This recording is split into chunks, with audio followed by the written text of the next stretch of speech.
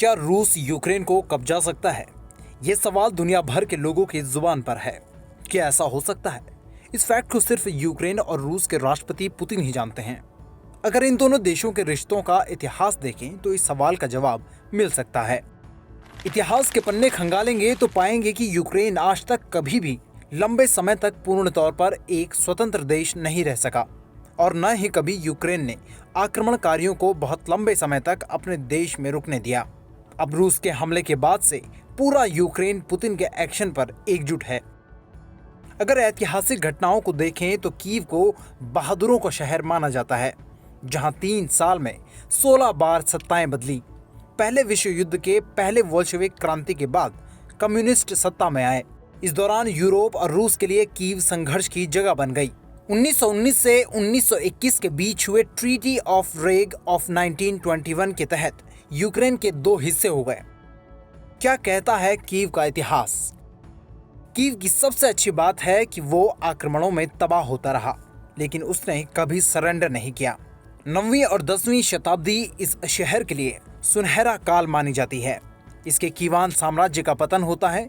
12वीं शताब्दी में मंगोल शासक गेंघिस खान की नजर इस शहर पर पड़ी और उनके पोते बटू खान ने मॉस्को और कीव पर हमला कर दिया। बटू खान पूरी आर्मी के साथ कीव के गेटवे तक पहुंचा, लेकिन शहर देखकर दंग रह गया और उसने लूटने की इच्छा त्याग दी। उसे उम्मीद थी लोग सरेंडर कर देंगे, लेकिन लोगों ने ऐसा नहीं किया। राजा कीव ने शांति समझौते के लिए भेजे बटू खान के मैसेंजर की हत्या कर दी।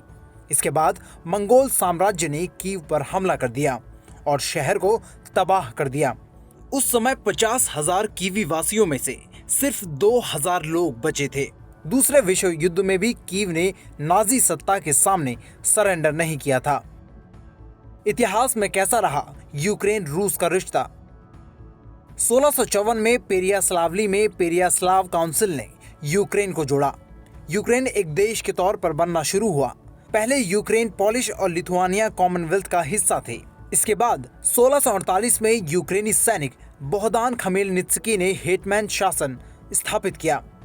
पोलिश लिथुआनिया कॉमनवेल्थ से बचाने को 1954 में एक संधि हुई। इसमें यूक्रेन एक देश बन गया, लेकिन रक्षा और विदेशी मामले रूस के पास रहे। इसके बाद 1982 में रूस को यूक्रेन ने अपने में मिला लिया। 1917 में रूस की क्रांति से हालात बदल गए और यूरोप, यूएसए और रूस ने यूक्रेन को अपना हिस्सा बनाने का खेल शुरू कर दिया। इसके बाद 1954 में यूक्रेन को रूसी शासक निकिता ख्रुश्चेव ने क्रीमिया यूक्रेन को दे दिया। 2014 में इसे वापस ले लिया गया। अब पुतिन वापस यूक्रेन पर कब्जे के लिए एक बार फिर से जंग के मैदान में हैं।